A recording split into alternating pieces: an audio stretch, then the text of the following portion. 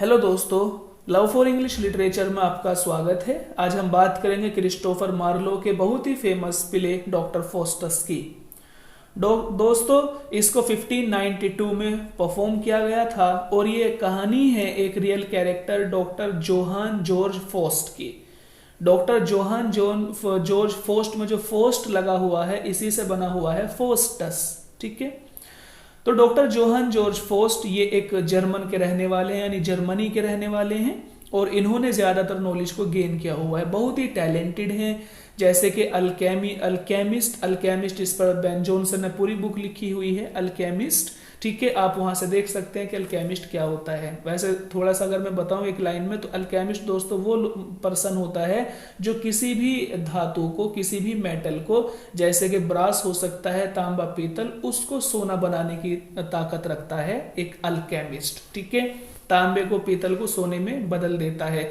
तो इसने ये अल्केमिस्ट भी है। इसने एस्ट्रोलॉजर यानी जो चांद सितारों के बारे में पढ़ाई वगैरह करते हैं उसकी भी इसको बहुत ज़्यादा नॉलेज है।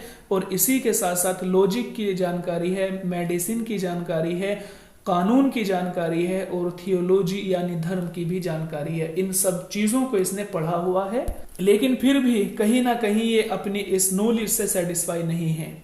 ठीक है, अगर हम इसके फुल टाइटल की बात करें तो इसका फुल टाइटल हो जाता है the tragical history of the life and death of doctor Faustus.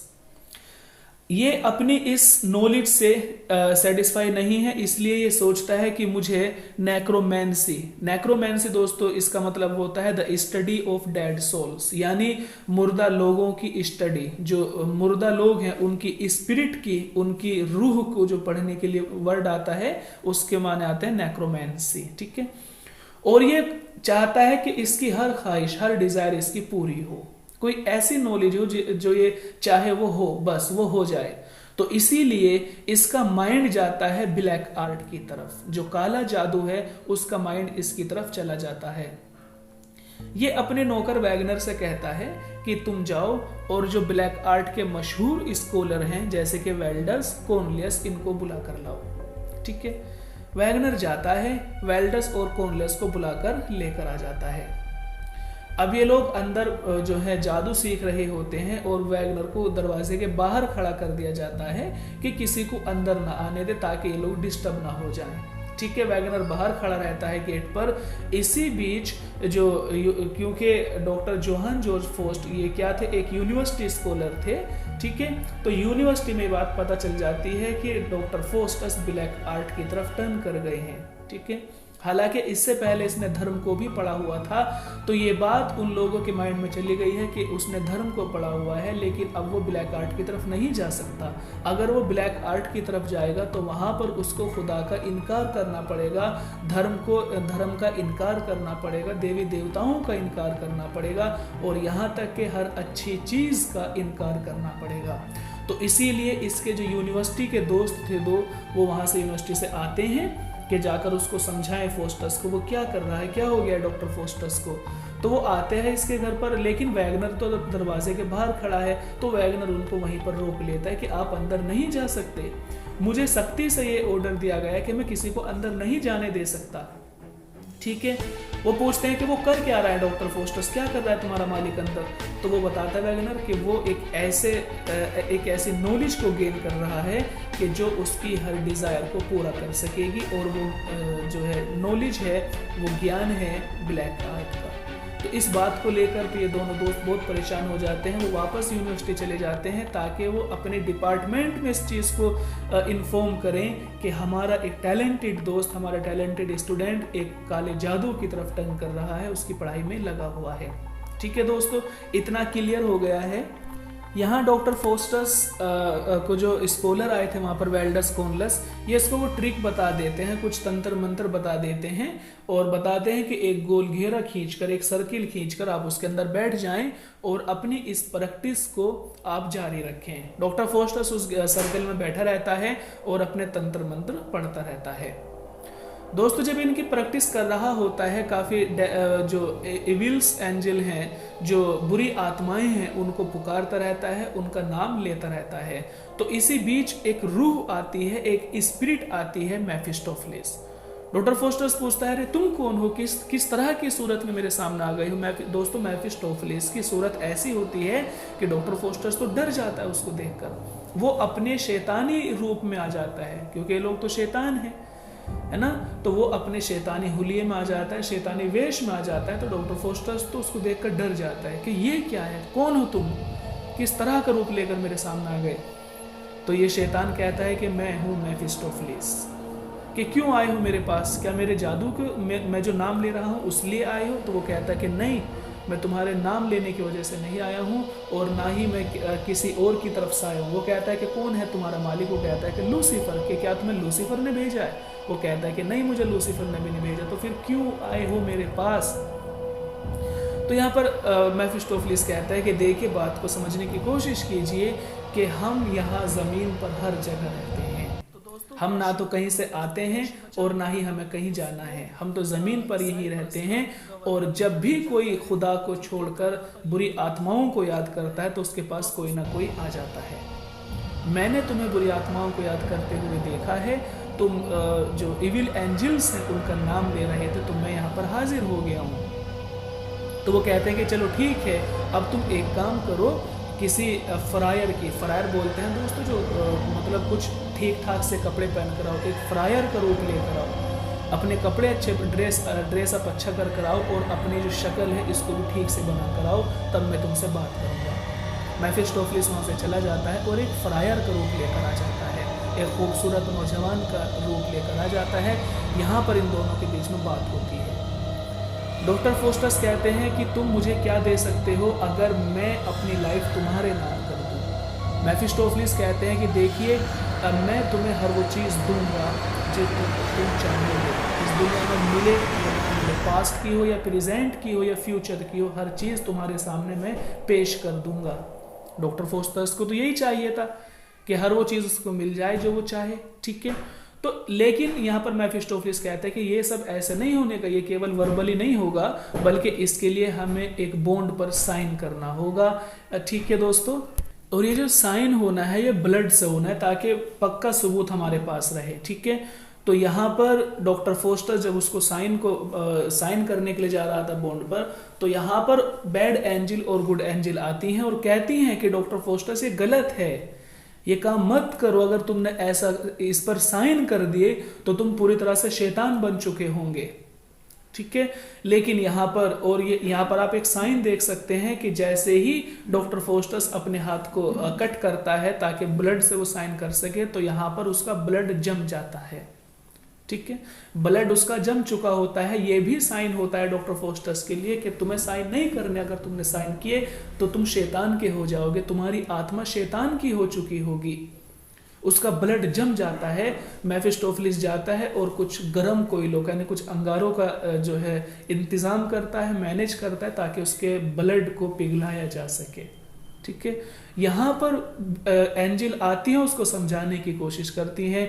Good angel कहती है कि फोस्टस शैतान मत बनो, तुम धार्मिक हो, तुमने धर्म को पढ़ा हुआ है, इस पर साइन मत करो। लेकिन बैड एंजल फोस्टस को कहते हैं कि फोस्टस ऐसे ही करो, क्योंकि इससे तुम्हें हर वो चीज मिलेगी जिसको तुम प्राप्त करना चाहते हो, जिसको तुम गेन करना चाहते हो। मेफिस्टोफेलिस आता है गर्म कोयलों को लेकर और इसके ब्लड को पिघला देता है और ये साइन करता है। जो दोस्तों साइन में वो वर्ड लिखता है, वो वर्ड इंपोर्टेंट है। क्या वर्ड होता है वो वर्ड होता है होमोफ्यूजी, ठीक है। इसका मतलब होता है फ्लाईमैन। ये वर्ड आपको याद रखना है, होमोफ्यूजी, इसका मतलब होता है फ्लाईमैन। तो ये वर्ड लिखा जाता है उसमें, होमोफ्यूजी, ठीक है।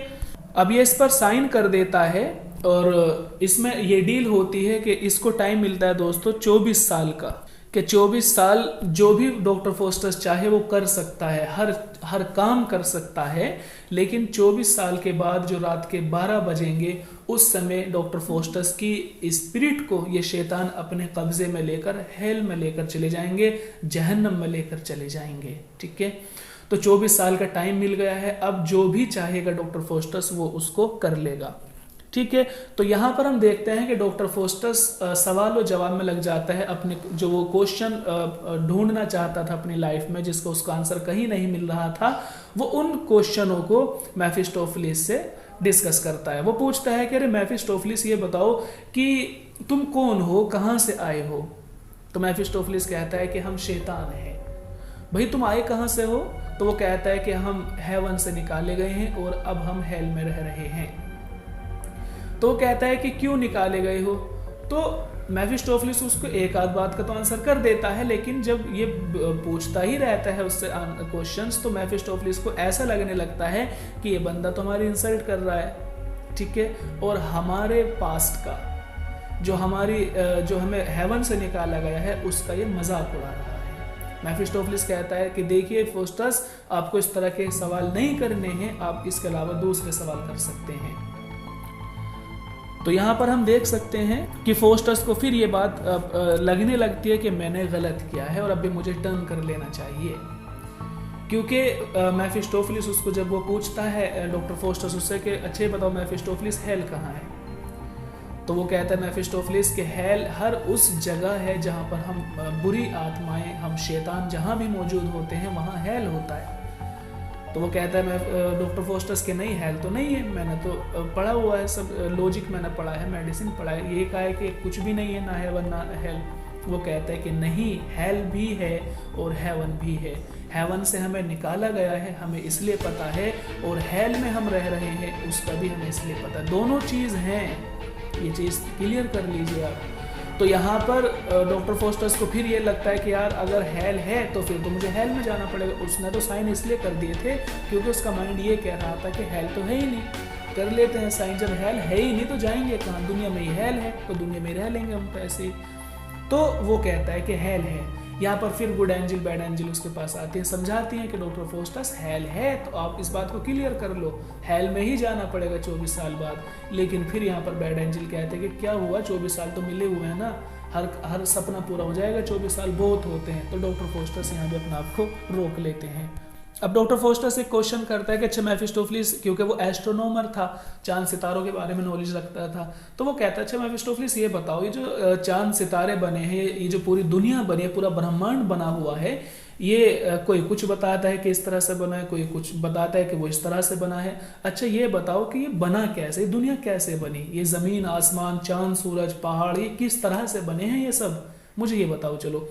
अब मेफिस्टोफलिस कहता है कि देखिए फोस्टस, हम इस बात का आंसर नहीं कर सकते, हम इस बात को नहीं बता सकते कि जमीन आसमान किसने बनाए।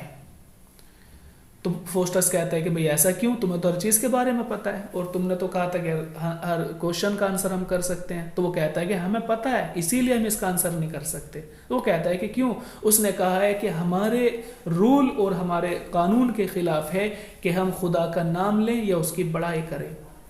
ये जमीन आसमान खुदा ने बनाए हैं, अगर तुम इस तरह के क्वेश्चन हमसे पूछते रहोगे तो हम मजबूर हो जाएंगे आंसर नहीं करने के लिए। लेकिन हमसे इस तरह के क्वेश्चन मत पूछो क्योंकि ये हमारे कानून के खिलाफ है कि हम खुदा का नाम लें। तो यहाँ पर मेफिस्टोफलिस से क्लियर कर देता है कि जमीन आसमान खुदा ने बनाए हैं। ठीक है, यहाँ भी डॉक्टर फोस्टस के पास चांस था कि खुदा है और खुदा जन्नत का मालिक है, लेकिन यहाँ भी डॉक्टर फोस्टस समझने से जो है दूर रहता है। वो सोचता है कि सब ऐसा ही बन गया है, साइंस ने सब कुछ बनाया हुआ है। लेकिन मेफिस्टोफलिस उसको जगह जगह इशारे देता हुआ चलता है कि खुदा का नाम मत लो, इससे खुदा की, ये अगर हम कहेंगे कि खुदा ने जमीन आसमान बनाए हैं तो इससे तो हम खुदा की बड़ाई करेंगे और हम अपने दुश्मन की, हम अपने एनिमी की बड़ाई कभी नहीं कर सकते क्योंकि उसने हमें जन्नत से निकाल दिया था। तो ये क्लियर है आपको, ये भी याद रखना है कि एक क्वेश्चन था कि जमीन आसमान किसने बनाए, एक क्वेश्चन था कि हेल है या नहीं है, ये भी आपको क्लियर कर लेना है। ठीक है, अब डॉक्टर फोस्टस कहता है मेफिस्टोफलिस से, ये भी आपको याद रखना है स्टेप बाय स्टेप कि अच्छा ठीक है, मैं चाहता हूँ कि मैं एस्ट्रोनॉमर के जो है गैलेक्सी के बारे में जानूँ, इस एस्ट्रोनॉमी सिस्टम के बारे में जानूँ, मैं खुद देखूँ अपने आंखों से। मेफिस्टोफलिस कहता है कि ठीक है, अच्छा एक काम करते हैं, मेफिस्टोफलिस एक काम करता है कि एक ऐसी गाड़ी तैयार करता है, एक ऐसा रथ तैयार करता है, चैरिट तैयार करता है जिसके आगे ड्रैगन बंधे होते हैं, ड्रैगन उसको खींचते हैं और ये पीछे बैठ जाते हैं।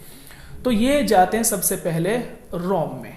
ठीक है। जब ये लोग रोम में पहुंचे तो वहां पर देखा इन्होंने कि क्योंकि वहां पर क्या है, म्यूजियम है ना, तो वहां पर ये स्टडी अच्छे से कर सकते थे क्योंकि जो एंशिएंट उन पर लेख लिखे हुए हैं, स्क्रिप्चर तैयार हैं, वो वहां पर रखे हुए हैं। तो ये सबसे पहले रोम जाते हैं। ये जब रोम जाते हैं वहां देखते हैं कि पोप सेंट पीटर्स को सेलिब्रेट कर रहा था। वहाँ का जो पोप बोले तो धार्मिक व्यक्ति, कि वहाँ पोप सेंट पीटर्स को सेलिब्रेट करने में लगा हुआ था, अच्छे अच्छे खाने वहाँ पर रखे हुए थे। तो ये डॉक्टर फोस्टस अपने आप को इनविजिबल कर लेता, अपने आप को गायब कर लेता है और क्या करता है कि उसका जो खाना है पोप का, क्योंकि वहाँ सेलिब्रेशन चल रहा है, उसका खाना वहाँ से गायब कर देता है, ठीक है। और जो पोप के कान है ना, उसके कानों के साथ में ट्रिक करता है, क्योंकि ये तो इंसान है, उसको परेशान कर कर रख देता है पोप को। क्यों परेशान कर रहा है, यहाँ भी आप देख सकते हैं, क्योंकि ये शैतान है।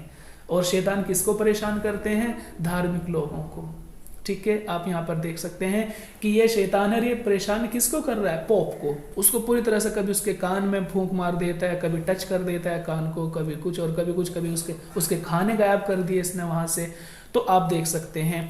और इसी तरह से वो बहुत ज्यादा ट्रिक्स, बहुत ज्यादा चाल वहां पर चलता रहता है। और इसी के साथ में यूरोप की जो बड़े बड़े लोग हैं, बड़े बड़े जो कोर्ट्स हैं, जो बड़े बड़े म्यूजियम हैं, ये मेफिस्टोफेलिस के साथ में वहाँ पर जाता है और उन चीज़ों को देखता है, क्योंकि ये एस्ट्रोनॉमर है ना, तो एस्ट्रोनॉमी के बारे में जानना चाहता है और जो दूसरी नॉलेज है उनके बारे में भी जानना चाहता है। तो ये यूरोप की बड़ी बड़ी लाइब्रेरीज में चला जाता है, वहाँ के जो म्यूजियम है वहाँ चला जाता है, और जो लेबोरेटरी जो भी होगा पढ़ाई से रिलेटेड सिस्टम सेटअप, वहाँ ये जाता रहता है। अच्छा, इसमें आपको ये भी याद रखना है, एक इवेंट होती है, एक एपिसोड है कि इसमें जो जर्मनी के जो एक सम्राट हैं, जो राजा हैं, वहाँ के किंग हैं, वो हैं चार्ल्स फिफ्थ वहाँ के राजा हैं। जब उनको पता चलता है कि डॉक्टर फोस्टस जो है एक बड़ा आदमी बन गया है, वो दावा करता है कि उसको हर चीज़ की जानकारी है, हर काम कर सकता है, तो चार्ल्स फिफ्थ उसको अपने कोर्ट में बुला लेते हैं। डॉक्टर फोस्टस आ जाते हैं उसके कोर्ट में। तो चार्ल्स फिफ्थ कहता है कि भाई बहुत सुना है तुम्हारे बारे में कि तुम कुछ भी कर सकते हो। तो वो कहता है कि हाँ, आप इस बात को चेक कर लीजिए। तो वो कहता है चार्ल्स फिफ्थ, अच्छे एक काम करो, अलेक्जेंडर ग्रेट को बुला लो, जो सिकंदर महान है ना, कि तुम उसको बुलाओ कहीं से। तो ये क्वेश्चन रखता है इसके सामने। तो अब देखिए क्या होता है कि डॉक्टर फोस्टस एक शैतान को ही क्या करता है, एक अलेक्जेंडर द ग्रेट बना देता है। इनका काम ये तो होता है शैतान का, किसी को भी कुछ भी बना देते हैं। तो ये क्या काम करता है, एक शैतान को अलेक्जेंडर ग्रेट के वेश में पूरी तरह से चार्ल्स फिफ्थ के सामने पेश कर देता है। अब चार्ल्स फिफ्थ ने कोई बेचारे ने देखा थोड़ा ही था अलेक्जेंडर द ग्रेट, तो वो कहता है कि हाँ यार ये तो वही है, ठीक है। तो इस तरह से और भी बहुत सारी ट्रिक्स वहां पर ये चलता रहता है, उनको खेल तमाशे दिखाता है, नए नए जादू टोना करके दिखाता है। तो इसी बीच वहां पर एक आप कहें कि उसका एक नाइट है चार्ल्स फिफ्थ के कोर्ट में, और वो कहीं ना कहीं इस चीज से खिलाफ है, अगेंस्ट है कि नहीं ये सब गलत हो रहा है, ठीक है। अलेक्जेंडर ग्रेट ये वो रियल वाला अलेक्जेंडर ग्रेट नहीं है, ये दूसरी जो भी है जादू टोने दिखा रहा है, ये सब बस हवाई है, रियलिटी से कोई मतलब नहीं है। तो वो वहां से नाराज होकर चला जाता है कि यार ये सब क्या हो रहा है, बेवकूफ बनाया जा रहा है पूरी तरह से। तो जब वो जाता है वहां से, तो दोस्तों डॉक्टर फोस्टस उसके सिर पर सिंग उगा देता है कि ठीक है, तुम्हारे सिर पर सिंग उगा देते हैं, तुम्हें पता चल जाएगा कि जादू है या क्या है। जो दूसरा उसके साथ में एक दो ने और इसके खिलाफ वो बगावत सी कर रहे थे, इसके विरुद्ध हो रहे थे डॉक्टर फोस्टस के। तो डॉक्टर फोस्टस सबके सरों पर सिंग उगा देता है कि अब पता चलेगा तुम्हें कि जादू है या खेल है, ठीक है। वो जो नाइट है बेनवोलियो, जिसके सर पर सिंग उगाए गए थे, और उसके जो दूसरे दोस्त थे, तो बेनवोलियो और उसके फ्रेंड डॉक्टर फोस्टस से माफ़ी मांगते हैं कि देखिए हमसे गलती हो गई है, आप हमारे संग को हटा दीजिए। वो कहते हैं नहीं नहीं, ये तो भाई खेल है, हट जाएंगे खुद ही। वो कहता है नहीं नहीं, हम मान गए हैं कि आप वाकई अच्छा जादू दिखा रहे हैं। तो इस तरह से डॉक्टर फोस्टस उनके सरों से उन सिंगों को हटा देता है। इसमें एक एपिसोड और आपको याद रखना है जो काफ़ी इंपॉर्टेंट है। इसमें एक कैरेक्टर है दोस्तों रोबिन का। जब रोबिन को पता चलता है ये कोई घोड़ा चलाने वाला कोई गरीब आदमी है, घोड़े से रिलेटेड है, व्यापार से रिलेटेड है, तो आप देखें कि रोबिन को जब पता चलता है, क्योंकि डॉक्टर फोस्टस की जो पॉपुलैरिटी है ना, जो उसकी शोहरत है, वो दूर दूर तक फैली हुई है। लोग उसको बुलाने के लिए आते हैं, कभी वो किसी राजा के दरबार में, कभी किसी राजा के दरबार में जा रहा है। तो इस तरह से ये गरीब लोग सोचते हैं कि यार क्यों ना हम भी ये काम करने लगे, हमारी भी शोहरत हो जाएगी, हम भी मशहूर हो जाएंगे फोस्टस की तरह। तो वो क्या काम करते हैं, इसकी किताब चुरा लेते हैं डॉक्टर फोस्टस की, जो काले जादू से रिलेटेड इसकी बुक होती है उसको चुरा लेते हैं, और बेचारे जादू कर रहे होते हैं। तो ये एक कटोरे में पानी भर लेते हैं और उस पानी में जो है अपने तंत्र मंत्र पढ़ने लगते हैं, बुरी आत्माओं को बुलाने लगते हैं। वहां पर मेफिस्टोफेलिस आ जाता है और मेफिस्टोफेलिस देखता है कि यार ये सब क्या है, क्योंकि देखिए दोस्तों, जब डॉक्टर फोस्टस ने जादू सीखा तो आपको याद है ना, तो उसने जादू सीखा था वेल्डस और कॉर्नेलियस की मदद से। हालांकि डॉक्टर फोस्टस अपना आप में स्कॉलर था, ऑलरेडी वो पढ़ा लिखा था, टैलेंटेड था, लेकिन किसी नए काम को सीखने के लिए एक उस्ताद की, एक टीचर की जरूरत पड़ती है, गुरु की जरूरत होती है। इसीलिए डॉक्टर फोस्टस को भी वेल्डस और कॉर्नेलियस की जरूरत पड़ी थी। उसने उनको बुलाया, तब जाके वो जादू सीखा। लेकिन ये रोबिन है कि बेचारा, इसको तो कुछ आता ही नहीं है, बस लेके बैठ गया तंत्र मंत्र करने। तो यहाँ पर मेफिस्टोफेलिस आता है और वो कहता है कि देखिए मैं तुम्हारे लिए ये वार्निंग है कि इस तरह के काम कभी नहीं करना, कभी नहीं करना, वरना तुम्हारी जान के लिए भी खतरा हो सकता है, परेशान मत करना हमें। तो यहाँ पर आप देख सकते हैं कि शैतान भी एक सिस्टम चाहता है कि एक सिस्टम से आप काम करें, तब हम आपके पास आएंगे और तब हम आपकी हर डिजायर को पूरा करेंगे, विश को पूरा करेंगे। तो ये रोबिन वाला एपिसोड भी आपको याद रखना है। एक और एपिसोड इसमें काफ़ी फनी सा ये इवेंट है कि इसमें एक गरीब बंदा है, ठीक है। डॉक्टर फोस्टस कहते हैं कि भाई ये मेरा घोड़ा है, आप इसको ले जाओ, मैं इसको बेचना चाहता हूँ, ठीक है। काफ़ी खूबसूरत सा वो घोड़ा था, काफ़ी जो है अट्रैक्टिव घोड़ा था।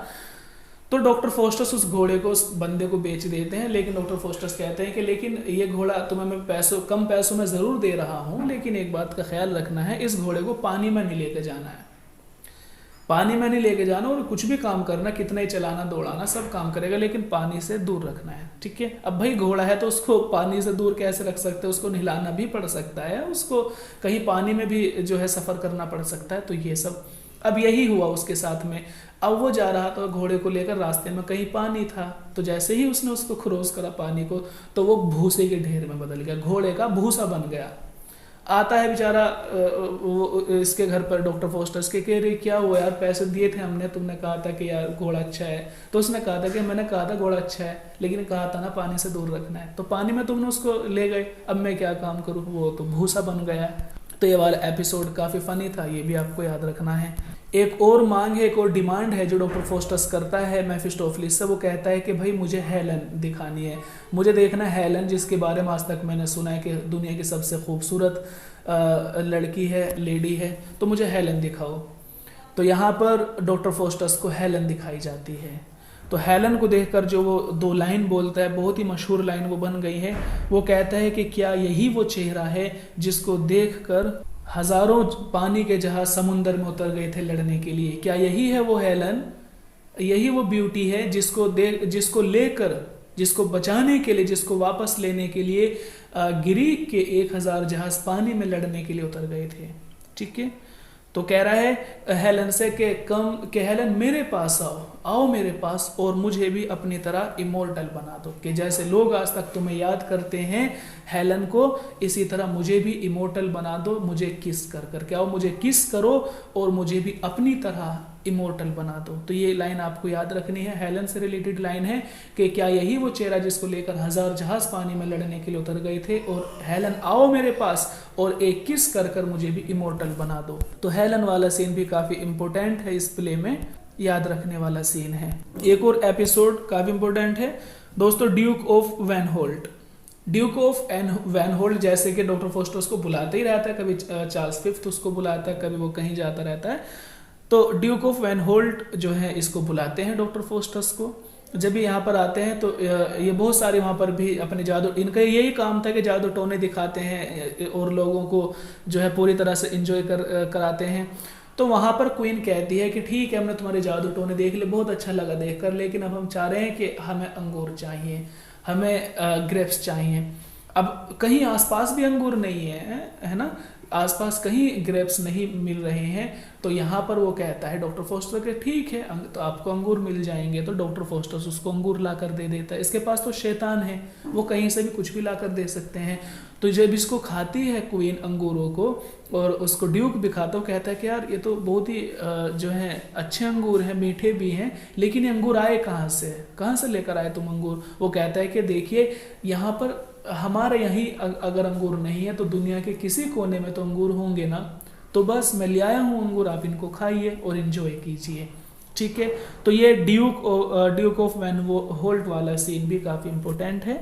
लेकिन इस बीच में आपको ये भी याद रखना है कि जैसे जैसे इवेंट चल रही हैं, ये सब चल रहा है, डॉक्टर फोस्टस की लाइफ का इतना ही समय कम होता जा रहा है और इसको पूरी तरह से 24 साल मिले हुए हैं, ना तो 1 सेकंड कम है और ना ही 1 सेकंड ज़्यादा है। ठीक है, तो इसकी मौत का समय भी कहीं ना कहीं इसके पास आ रहा है, करीब आ रहा है। और इसी बीच में आके गुड एंजल और बैड एंजल भी आकर इसको समझाते रहते हैं कि ये गलत है और ये सही है, ये मत करो और ये करो, ये सब चलता रहता है। इसके जो यूनिवर्सिटी फ्रेंड्स हैं, जो इसके दूसरे दोस्त हैं जिनकी सोच आज अभी तक अच्छी बनी हुई है, वो भी इसको समझाते रहते हैं कि फोस्टस तुम्हें क्या हो गया है, क्या तुम्हें पता नहीं है कि हेल में जाना है और इस पर तुमने डील भी की हुई है। तो ये भी आकर इसको समझाते रहते हैं। एक ओल्ड मैन है जो इसको समझाते रहते हैं, लगातार इसको समझाते हैं वो बूढ़े आदमी कि ये मत करो। ठीक है, तो ये भी बीच में समझाते हैं। तो दोस्तों ये काफ़ी हमने इसके एपिसोड्स पढ़ लिए हैं, इवेंट पढ़ लिए हैं। अब हम इसके अंत की तरफ आ जाते हैं। अब यहाँ पर देखेंगे जो इसकी फाइनल नाइट है, क्योंकि उसने क्या कहा था मेफिस्टोफेलिस ने कि 24 साल बाद जो रात के 12 बजेंगे, टाइम दिया गया था, रात के 12 बजे आपको मरना होगा, तुम्हारी आत्मा को हम लेकर चले जाएंगे। ठीक है, तो ये फाइनल नाइट यहाँ पर आ जाती है और डॉक्टर फोस्टस इस बात को लेकर डर रहा है और परेशान है कि अब उसको हेल में जाना है। ठीक है, यहाँ पर भी ओल्ड मैन आता है, इसको समझाने की कोशिश करता है कि देखिए धर्म में कहा गया है कि मरने से पहले अगर कोई 1 सेकंड पहले भी तौबा कर लेता तो उसकी तौबा मान ली जाती है, तो तौबा कर लो। तो यहाँ पर ओल्ड मैन समझाता है। इसके पास इसके यूनिवर्सिटी फ्रेंड भी हैं, वो भी बैठे हुए हैं, वो कहते हैं कि फोस्टस तौबा कर लो, अभी भी टाइम है, तौबा कर लो। लेकिन दोस्तों क्या करा जा सकता है, यहाँ पर शैतान आ जाते हैं। वो कहते हैं कि देखिए फोस्टस, तुम्हें तौबा नहीं करनी है, तुमने साइन पर बॉन्ड पर साइन किए हुए हैं, अब तुम तौबा नहीं कर सकते, तुम्हारी आत्मा हमारी है। फोस्टस कहते हैं कि ठीक है, मैं तौबा नहीं करूंगा और मेरी आत्मा तुम्हारी ही है। ठीक है, तो यहाँ पर जब रात के जैसे ही 12 बजने वाले होते हैं, ओल्ड मैन समझाता है, दोस्त समझाते, लेकिन भाई अब कहाँ समझ में आने वाली थी। और इसी तरह शरीर में जो एक ताकत थी वो कमज़ोर होती चली जाती है ना, हिम्मत टूटती चली जाती है और पूरी तरह से एक तरह का जो एक मातम होता है वो इसके घर में छाया हुआ होता है। मरने से पहले डॉक्टर फोस्टस अपनी सारी संपत्ति वैगनर के नाम कर चुका होता है, लेकिन वैगनर भी इससे काफ़ी परेशान है कि एक इतना टैलेंटेड पर्सन, इतना माइंडेड पर्सन आज एक शैतानों के हाथों मारा जाएगा। तो दोस्तों पूरी तरह से घर में शोक है, ओल्ड मैन भी परेशान है, गुड एंजल भी परेशान है, इसके दोस्त भी परेशान है और ख़ुद डॉक्टर फोस्टस भी परेशान है। और अगर कोई खुश है तो बस वो शैतान है जो जल्द ही इसकी आत्मा को अपने साथ में लेकर चले जाएंगे। आधा घंटा बाकी रह गया है इसकी मौत में, सब कुछ चल रहा है, पूरी तरह से घर में उदासी छाई हुई है। बाद में कहता है डॉक्टर फोस्टर, जब देखता है कि आधा घंटा बच गया, वो इसकी मौत करीब है, तो इससे पूछा जाता है कि अच्छा आखिर बताओ क्या चाहते हो। ठीक है, अब तुम्हारी मौत करीब आ गई। तो सब वो कहता है डॉक्टर फोस्टस कि बस अब मैं यही चाहता हूँ कि जिस तरह से मैंने अपनी लाइफ को स्पेंड किया, अपनी लाइफ को गुजारा है, इस तरह से लाइफ कोई ना गुजारे। मेरी जो ये ब्लैक आर्ट की किताबें हैं, इन सब किताबों को जला दिया जाए ताकि मेरे बाद मेरा नामो निशान बाकी ना रहे और ये ब्लैक आर्ट भी मेरे बाद बाकी ना रहे। ठीक है, तो दोस्तों इसकी सारी किताबों को जला दिया जाता है, टाइम जो है आ गया है और दोस्तों शैतान इसकी आत्मा को लेकर चले जाते हैं। सुनने के लिए धन्यवाद, आपका दिन शुभ।